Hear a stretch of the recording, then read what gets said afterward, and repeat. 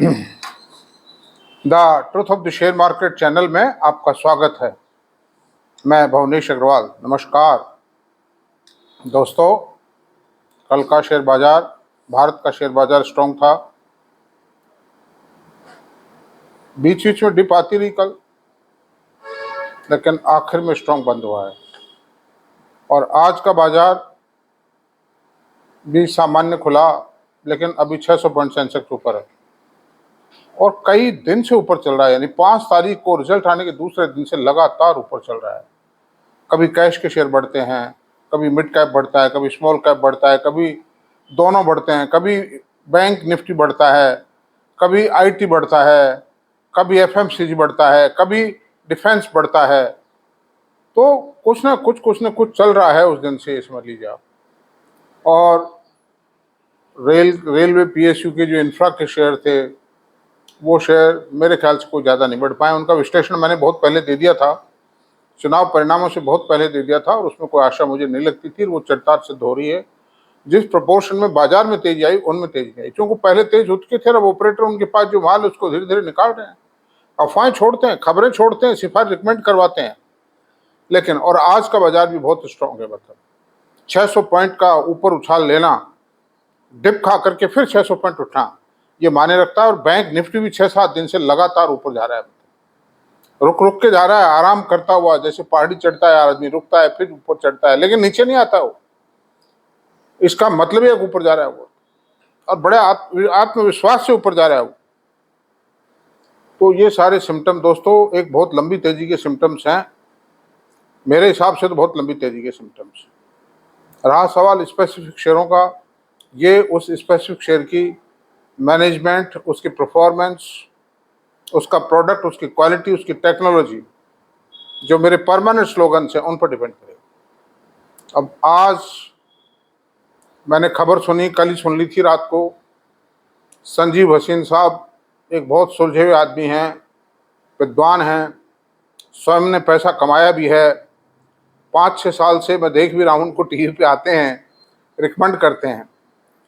लेकिन ऐसा लगता है कि सेबी की जांच के दायरे में, घेरे में आ गए। वो जो गारंटी शब्द काम में लेते थे और थे, इस तरह की जो बातें हैं, वो शेयर बाजार में नहीं लेनी चाहिए। और जो गड़बड़ का संदेह व्यक्त किया जाता है, जैसा मैंने सुना है, मैं कोई गारंटी नहीं है या मेरे को कोई पक्की खबर नहीं, जितना कुछ सुना है अखबारों में, मीडिया में जितना सुना है, मैं बता रहा हूँ कि वो शेयर रिकमेंड करते रहते थे और खुद पहले खरीद के रख लेते थे और बार बार रिकमेंड करते थे, तेज होने पर बेच देते थे। आखिरी जो सिफारिश थी ना उनकी, उसके बाद बेच देते थे। तो ये जैसे अभी मैं किसी शेयर को रिकमेंड कर रहा हूँ और शाम को ही मैं उस शेयर को बेच दूं, मैं खरीद कर रख लूँ, वो कोई बुराई नहीं है, मैं रखूंगा, मेरा राइट है और मैं डिस्क्लोज भी करता हूँ उस बात को। मैं तो कि ये शेयर मेरे पास है। I don't conceal anything, everything is transparent. और मैंने बेच भी दिया, जैसे अरविंदो का शेयर मैंने बेच दिया था, खबर आती, मैंने कह दिया I have sold it out. Pharma के सब शेयर बेच दिए। तो ट्रांसपेरेंसी रहनी चाहिए। एक बात बताइए, ये इतने बड़े बड़े पैसे वाले लोग और इस प्रकार का कुछ करते हैं, ये कोई अच्छी बात नहीं। इनके पास बहुत पैसा है, कितना पैसा इकट्ठा करेंगे, क्या करेंगे इस पैसे? भाई 100 करोड़ रुपया की असेट्स अगर किसी आदमी के पास हैं, तो वो एक लेविश लाइफ इंडिया में आज भी जी सकता है, कोई परेशानी वाली बात नहीं है। मतलब बाकी तो अंत नहीं है, और अंत है तो कमाओ ना, ईमानदारी से कमाओ। शेयर बाजार खुद अपने आप में इतना विशाल बाजार है और इतना स्कोप है, इतने अवसर हैं जिसका कोई अंदाज नहीं है। मुझे कई आदमी कहते हैं साहब आप फीस ले लो, मैं क्या करूंगा फीस लेके, यार तुम्हारे 10-20 हज़ार रुपये, मेरे क्या फर्क पड़ने वाला है? आज 50,000 रुपये मैं किसी से ले लूँ, महीने में 5 लाख रुपये कमा लूँ, क्या माने रखता है मेरे लिए? नथिंग, कुछ नहीं है मेरे लिए। अगर मेरे में कुव्वत है, मेरे में काबिलियत है, आत्मविश्वास है, तो मैं शेयर बाजार में कमाऊंगा ना। 5 लाख रुपये क्या माने रखता है? तो ये सब बातें और इनके परिणाम तो यही। इसलिए मैंने तो ये शुरू में तय किया था कि भाई देखो, मैं कोई फीस नहीं लूंगा किसी से भी। जितनी मेरे से मदद हो सकती है, जितनी मेरी में काबिलियत है, ईमानदारी से मैं बता दूंगा मेरा। और मैंने जो शेयर खरीद रखा है या खरीदने जा रहा हूँ, मैं साफ ये भी बताऊंगा कि मैंने खरीद रखा है शेयर, मेरा इंटरेस्ट है इसमें, और मैं बायस्ड हो सकता हूँ, मेरी राय गलत भी हो सकती है। साफ कह के और गारंटी मत दो किसी भी चीज़ में कि मेरी गारंटी है ये पक्का हो जाएगा, ऐसा कुछ नहीं है। ये शेयर बाजार है, इसमें देखिए घंटे 2 घंटे में कुछ से कुछ हो सकता है। अभी मान लीजिए 600 पॉइंट सेंसेक्स ऊपर चल रहा है और अभी कोई खबर आवे सीधा 50 कि साहब भारत की सीमा पे गोलियां चल गई हैं, आप पाकिस्तान ने तोपों से गोले दाग दिए या भारत ने पाकिस्तान पे दाग दिए गोले। अब बताइए ये बराबर आ जाएगा। मैं आपको एक बार तो बराबर आ ही जाएगा। और एफ एंड ओ में सौदे खड़े हैं, स्टॉप लॉस लगे हुए हैं, सब हिट हो जाएंगे, सब बराबर हो जाएंगे, खत्म कैसे गए काम। तो ऐसा कुछ नहीं कहना चाहिए। Share market is meant to invest.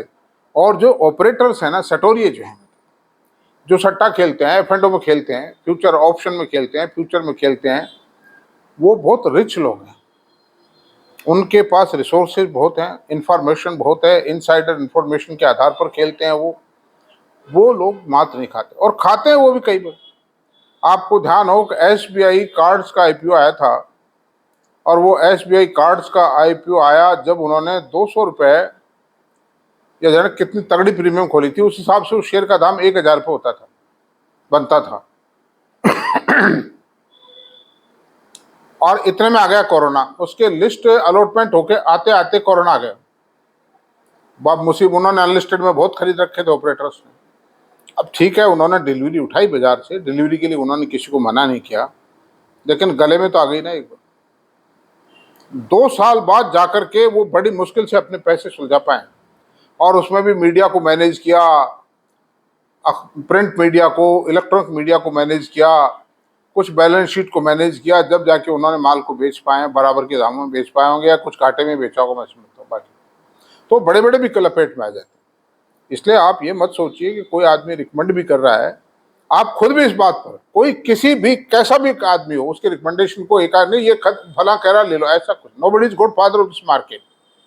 Market is market, nobody is good father of this market. ये अपने आप में स्वतंत्र है। तुलसीदास जी ने लिखा है, गगन अमीर अनल जल धरणी, इनकी नाथ सहज जड़ करनी। जब भगवान रामचंद्र जी को रास्ता नहीं दिया समुद्र ने, 3 दिन हो चुके थे लंका जाने के लिए, लक्ष्मण से कहा, लक्ष्मण अग्नि बाण से भस्म कर दो समुद्र को। और लक्ष्मण ने बाण ताला, समुद्र प्रकट हुआ, क्षमा मांगी, क्षमा नाथ मुँह अवगुण मेरे। ये मैं उसका कोई रामचरित्र मानस का या कोई धार्मिक प्रवचन नहीं दे रहा हूँ, मैं आपको प्रवृत्ति बता रहा हूँ। और उसमें फिर क्या हुआ कि समुद्र प्रकट हुआ और उसने क्षमा चाही, और उस पर तुलसीदास जी का लिखा हुआ है, करे वो समुद्र ने तो ये चौपाई नहीं बोली होगी, गगन अमीर अनल जलधरणी, इनकी नाथ सहज जड़ करनी। समुद्र, जल, वायु, अग्नि, इनकी प्रकृति ही प्रभु ऐसी होती है, तो मैं क्या कर सकता हूं, मैं कुछ नहीं कर सकता। तो समुद्र तो नहीं सूखेगा, इसकी प्रकृति ऐसी है। तो अगर मेरा कहने का मतलब यह है कि तुलसीदास जी के टाइम पर, रामचरितमानस लिखने के समय पर, अगर शेयर बाजार भी होता तो वो शेयर बाजार का नाम भी इस चौपाई में जोड़ देते।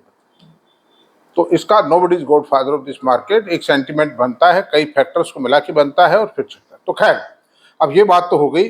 अब आज हम चलते हैं एक बहुत बड़े सेक्टर पे चर्चा करेंगे, और चर्चा क्या, उसका एक मैथमेटिकल निचोड़ निकालेंगे, एक स्टैटिस्टिकल वे में, स्टैटिस्टिकल मेथड से, मीन, मोड, मीडियम, उससे उसका निष्कर्ष निकालेंगे। और वो निकाले गए निष्कर्ष मैं जहां तक समझता हूं ठीक होना चाहिए। वो एक रीजनेबल आधार है, मतलब एक लॉजिकल और बेसिक जो कैलकुलेशंस हैं उनमें थोड़ा सा टाइम फैक्टर का फर्क तो पड़ सकता है। मैं कहता हूं 1 साल हो सकता है, 15 महीने लग जाए, हो सकता है वो 8 महीने में आ जाए वो टाइम। तो ये फर्क तो पड़ सकता है, बाकी वो होके रहता है। तो खैर, अब चलते हैं। आज हम चर्चा करेंगे, क्या बैंक निफ्टी क्या 1 साल में 65,000 हो सकता है? 65,000 हो सकता है क्या बैंक निफ्टी? ये सबसे बड़ा विषय है। तो अब आते हैं दोस्तों, इस पर चलते हैं। और इसका अब आज जो है निफ्टी का इस समय जो मिड पॉइंट है वो 53,000 है, यानी 52,995 में आ जाता है, कभी 53,012 हो जाता है, इस तरह से 53,000। और 1 माह पहले यानी 27 मई, आज 27 जून है, 27 मई को इसका भाव था उसका निफ्टी था बैंक निफ्टी था 49,281, यानी इसमें बढ़त आई है 7.54% की एक महीने। आप देखिए, जब एक महीने में 7.54 बढ़ गया है, ये करेक्ट हो सकता है भाई, ये नहीं कहता नहीं होगा, गिर सकता है, जस्ट पॉसिबल। एजुकेटिव लेक्चर है ये मेरा, रिकमेंडेशन नहीं, आप याद रखें। I am not recommending anything. I am simply giving an education. I am simply giving a lecture on the banking sector. The possible factors, मैं उन possible factors को बता रहा हूं जो कि बैंकिंग सेक्टर में ग्रोथ को दर्शा सकते हैं, बैंक निफ्टी को बढ़ा सकते हैं।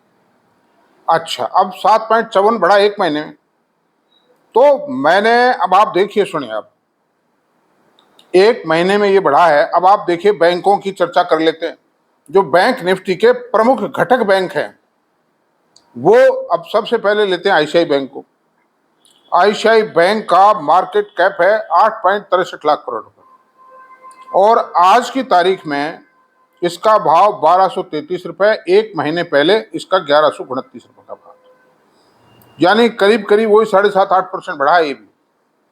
अच्छा, एक्सिस बैंक का लेते हैं, इसका मार्केट कैप है 3.99 लाख करोड़ रुपए, यानी 4 लाख करोड़ रुपए मान लीजिए मोटे में। 1187 रुपए का भाव था, आज 1310 का भाव है, वही 7.5-8% बढ़ा है। एचडीएफसी बैंक का मार्केट कैप, जो सबसे लार्जेस्ट बैंक है market capitalisation point of view से इंडिया में, उसका मार्केट कैप है 12.86 लाख करोड़, उसका भाव 1527 रुपए था एक महीने पहले, आज 1686 रुपए, यानी वही बढ़त आई 7.5-8%। कोटक बैंक, कोटक महिंद्रा बैंक, इसका मार्केट कैप है 3.58 लाख करोड़, इसका भाव था 1711 करोड़ रुपए एक महीने पहले, और आज भाव है 1785, 17.85, इसमें कम आई 5% की बढ़त आई। और स्टेट बैंक ऑफ इंडिया का भाव था, का मार्केट कैप है 7,54,000 करोड़ रुपए, इसका भाव एक महीने पहले था 833 रुपए, और आज है 839 रुपए, इसमें बढ़त नहीं है। एसबीआई भरोसे का काम है, ज्यादा इसमें कोई मार्केट का डार्लिंग ऑफ द मार्केट नहीं कहा जा सकता। बहुत लोग रिकमेंड करते हैं, but I don't think it can be darling of the market. तो माय डियर सर, इस तरह से बैंकिंग के इन प्रमुख 5 बैंकों का 36.6 लाख करोड़ का मार्केट कैप हुआ, जो करीब करीब 60% component of the bank Nifty है। ये मैथमेटिकल बात बता रहा हूं आपको, लफंगेबाजी की, फेंका फांकी, मुंगेरीलाल ब्रांड बात नहीं, ये देशी भाषा में है ये सब बातें। 60% these 5 bank constitute 60% component of bank Nifty.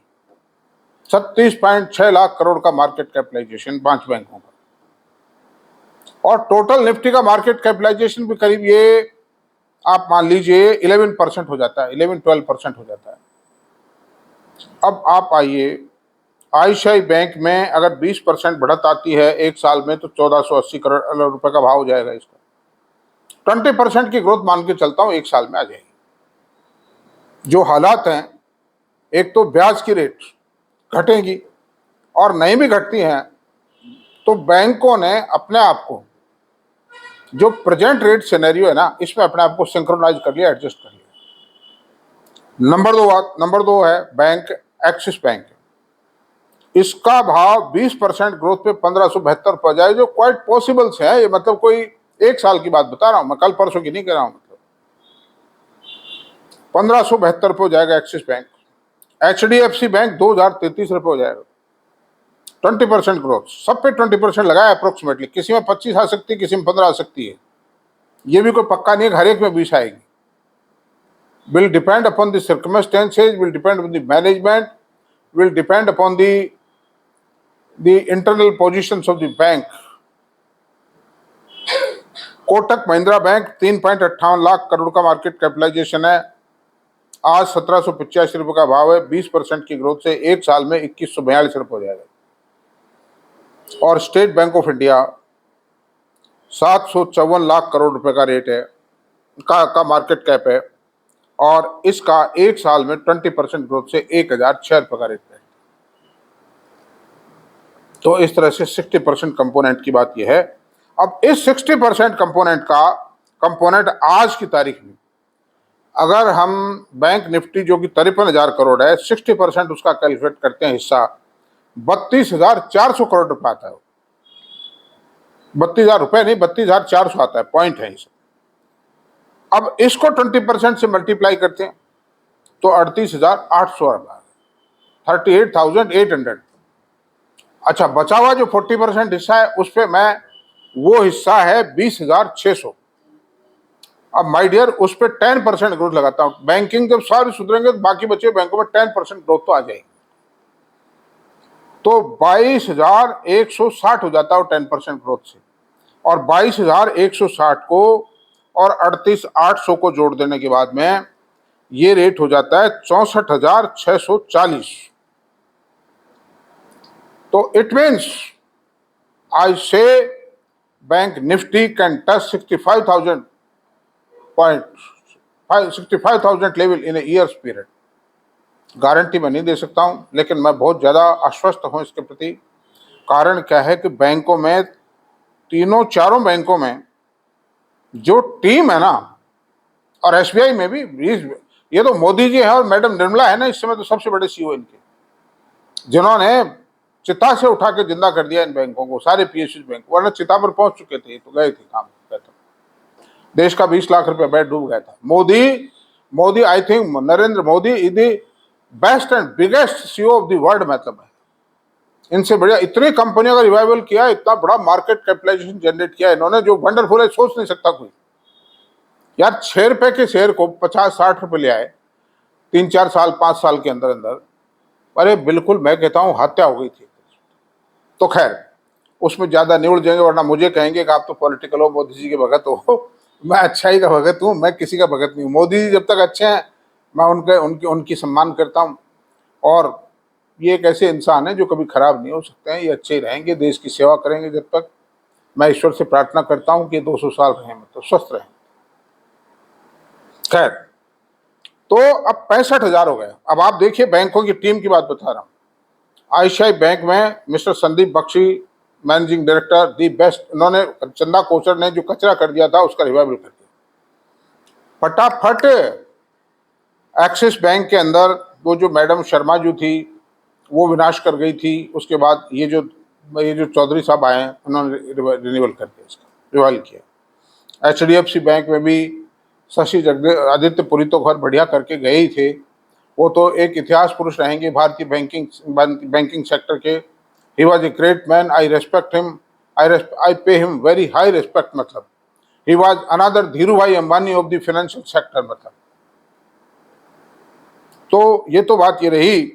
उसमें भी जो डॉक्टर शशि जगदीशन है, मिस्टर शशि जगदीशन का ये डॉक्टर नहीं है शायद, वो भी बहुत ऑनेस्ट, बहुत हार्ड वर्किंग, वेल एक्सपीरियंस्ड हैं। और जब बैंक का थोड़ा सा हालात अभी खराब हुए थे, उन्होंने रात दिन एक कर दिया है। मैं उस आदमी का भी बहुत सम्मान करता हूँ जो उन्होंने अपने ट्रैक पे लाके खड़ा कर दिया वापस। लोगों ने चाहे कितना भी विरोध किया, कितनी भी गालियां दी एचडीएफसी बैंक को, बट आई वॉज कॉन्फिडेंट कि आदित्य पुरी साहब ने जिस व्यक्ति का चुनाव किया है, वो चुनाव एमडी के पद के लिए उनका गलत नहीं हो सकता। क्योंकि शशि जगदीशन साहब को बहुत अच्छी तरह जानते थे, ये सीएफओ थे और उनके दाएं बाएं थे। मतलब हमेशा साथ रहे, हमेशा काम किया, कंधे से कंधा मिला के। अगर कोई बेईमानी वाली बात होती पकड़ में आ जाती ना। तो he is honest and is very strict discipline. I say जो काम 10:25 पे होना चाहिए होगा, अगर नहीं हुआ तो वो एम्प्लॉय नहीं रहेगा। दिस इज द पोजिशन और आई वेलकम दिस स्टेप। अनुशासन के बिना कोई सफलता मुश्किल है। कोटक बैंक में ठीक है, उदय कोटक साहब आज उसमें नहीं है, कुर्सी पर नहीं है, लेकिन उनका छोड़ा हुआ मार्गदर्शन, और बाहर भी हैं तो भी मार्गदर्शन तो रहेगा उनका। Is a super expert of the financial sector. बहुत ही बुरे हालात हो जाएं वो बात अलग है, बाकी ये जो 4-5 आदमी है जिनेस है। और एसबीआई के अंदर तो मोदी जी हैं, ये मान लो आप, मोदी, मैडम सीतारमण, ये किसी सूरत में नीचे नहीं जाने देंगे, उसको बिगड़ने नहीं देंगे। चाहे किसानों को रियायत देनी पड़े, चाहे दलितों को रियायत चले, चाहे कर्जे फ्री बांटने पड़े, वो तो सब सरकार बियर करेगी। बैंकों की तंदुरुस्ती पर कतई एक मतलब इंच भी बुखार नहीं आएगा। 98.4 ही रहेगा इनका टेम्परेचर लेवल, 99 भी नहीं होने देंगे या 97 भी नहीं होने देंगे। ये मेरा कॉन्फिडेंस, मेरा आत्मविश्वास है। तो और इंडस्ट्री की डिमांड बहुत है, क्रेडिट ग्रोथ बहुत आ रही है। There is a lot of credit growth because capital expenditure हो रहा है ना, मतलब यानी कम से कम 200 to 300 लाख करोड़ का कैपिटल एक्सपेंडिचर होगा अगले 3-4 सालों के अंदर। जबरदस्त ग्रीन हाइड्रो के प्लांट जो लगेंगे, आप क्या मानते हो, 50-50 हजार करोड़ का एक प्लांट है मतलब। और रिलायंस जैसे तो 1 लाख करोड़ का प्लांट ठोक देंगे, हटाओ, एक ही बार में मिटाओ, खत्म। बड़े बड़े जो ग्रीन हाइड्रो प्लांट लग रहे हैं, इलेक्ट्रिक व्हीकल्स के प्लांट लग रहे हैं, बड़े बड़े रोड इंफ्रास्ट्रक्चर, डैम्स, कैनाल्स बनने, पैसा चाहिए, पैसा उधार लेंगे। अगर कॉन्ट्रैक्टर भी बनाएगा तो टाइप तो करेगा फाइनेंशियल भाई। टाइम बिंग तो बहुत फिर से सरकार पेमेंट कर देगी उसका, लेकिन टाइम बिंग तो उसको पेमेंट लेना, पैसा लेना पड़ेगा ना। फिर पीएलआई स्कीम के लिए पैसा बहुत चाहिए, वो भी मैं समझता हूं 1 लाख करोड़ से कम के प्रोजेक्ट नहीं हो। तो क्रेडिट डिमांड बढ़ रही है बैंकों की, बैंकिंग में डिपॉजिट बेस भी बढ़ेगा। इसलिए आज से 20% की ग्रोथ कोई ज्यादा ग्रोथ नहीं है। It's a very moderate growth and it is quite possible that banking. अरे मैं भूल जाता हूँ एक बात याद दिला दूं आपको प्लीज। आपको मेरा वीडियो अगर पसंद आया है तो प्लीज आपको सब्सक्राइब करें, लाइक करें, शेयर करें, कमेंट करें। बस ये काम आप जरूर कर दें। फिर मेरा काम है आप लोगों को सेवा करना। I am not here for money. मेरा ये भी चार्म नहीं है कि यूट्यूब से मुझे पैसे मिलेंगे, एडवर्टाइजमेंट कंट्रीब्यूशन, ऐसा कोई चार्म नहीं है। मेरा एक एज फैक्टर को देखते हुए मैंने ये उठाया कि मैं क्या कर सकता हूँ। मुझे शेयर बाजार ने इतना पैसा दिया है, सारी खुशियाँ दी हैं, फाइनेंशियल प्रॉब्लम मेरे को बिल्कुल नहीं रही। I am quite happiest of the happy. जहाँ मैंने 38 साल राज्य सरकार में सेवा की, वहाँ मुझे इतना सा ही मिला कि भाई रोटी पानी का काम चल जाता था, लेकिन जो कुछ दिया वो तो शेयर बाजार ने दिया है। तो ऐसी सूरत पे मैंने इस सेवा का बीड़ा उठाया है और उसमें आप लोग भी सहयोग करें। मेरा तो खाली मनोबल यही है कि भाई हाँ, इतने आदमी मेरी वीडियो को देखें, और कोई खास बात नहीं। खैर, तो आप निश्चिंत रहें। और ये मैं ये नहीं कहता कि आप खरीदें, आप खुद कैलकुलेशन करें, अपने फाइनेंशियल एडवाइजर से राय लें। और ऐसा नहीं कि मैंने नाम ले दिया और कल ही खरीद डालें, ऐसा मत कीजिए। अभी चढ़ा हुआ है, रिजल्ट आएंगे, रिजल्ट को देखिए क्या आता है, मार्केट क्या रिएक्शन देता है, इन सब चीज़ों को देख करके कोई फिर निर्णय ले हो तो वो डिसीजन ज़्यादा बेटर हो। आशा तो मुझे ज़्यादा की है, लेकिन ये तो मैं समझता हूँ मेरे ख्याल से तो अच्छी हो जानी चाहिए। तो रिजल्ट्स को आने दीजिए। रिजल्ट आने में कोई ज़्यादा टाइम नहीं है। आज 27 जून हो गई, 25 जून तक ज़्यादातर ये बड़े बैंक के इनके रिजल्ट आ जाएंगे, एसबीआई के अलावा सब आ जाएंगे। यानी कि सेकंड सैटरडे को एचडीएफसी बैंक का रिजल्ट आता है जनरली, तो उसके 4-5 दिन बाद आईसीआई का रिजल्ट। इस तरह से 25 तारीख तक सब आ जाए। तो इस तरह से, और रहा सवाल ये इंडसइंड बैंक है, फिर आपके फेडरल बैंक है, ये कुछ ऐसे बैंक हैं कि इनमें पता नहीं क्या चीज़ है कि ये बढ़िया परफॉर्मेंस देते हुए शेयर नहीं बढ़ते। तो इसलिए मैं यही कहूँगा कि मैं हमेशा ये कहता रहूँ कि आप अपना पैसा क्वेश्चन मार्क के निकट क्यों रखते।